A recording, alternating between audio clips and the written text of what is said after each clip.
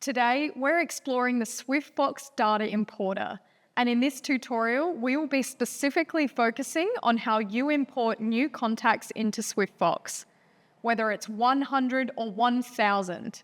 Our session will cover uploading your spreadsheet, matching your spreadsheet to SwiftFox fields, and reviewing your import. So let's get started.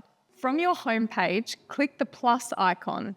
Here you can add people, organizations, or import data. Click Import Data. If you do not have the option to import data, you will need to speak to a SwiftFox administrator in your team. First up, we need to select the type of contacts we will be importing into SwiftFox, specifically whether you are importing both people and their organizations or just organizations. If you are just importing people, still click the first option. Now it's time to upload your data. To do this, your data will need to be in spreadsheet format, specifically a CSV file. CSVs are easily created through Microsoft Excel, and you can also check out our other Academy video walking through this. Make sure you read through our guidelines for how to structure your data in your spreadsheet. Adhering to these guidelines will make the process much smoother and your data much cleaner. Once you have your CSV all looking smart, upload it and click Next. Now it's time to make sure your data ends up in the right place in SwiftFox. We call this matching columns. Essentially, we need to make sure the columns of your data in your spreadsheet match up to the right places in SwiftFox before the import. To get started, select the sheet in your uploaded spreadsheet you would like to import. You're only able to import one sheet at a time. Next, you can select the matching option. This tells the importer how to determine if any of your contacts already exist in SwiftFox. When you click the drop-down, you can see a list of match options. Let's take the first option as an example. Here, you are saying if anyone in your spreadsheet has the same first name, last name, and any other contact detail as an existing contact in SwiftFox, we will assume they are the same person. Take some time to explore this drop-down, as it is a powerful tool to prevent having duplicates appear in your data. There are a couple of additional import options you can consider. Is the first row in your spreadsheet a header? Do you want us to skip some rows or limit the import to a certain number of rows?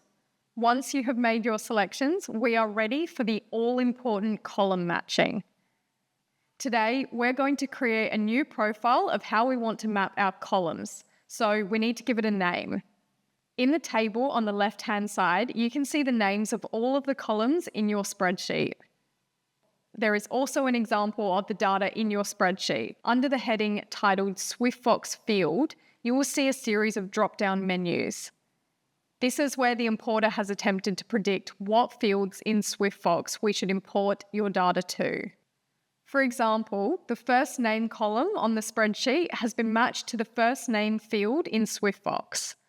If the drop-down field is empty or the importer has incorrectly predicted the matching field, simply select a new field to match the data to.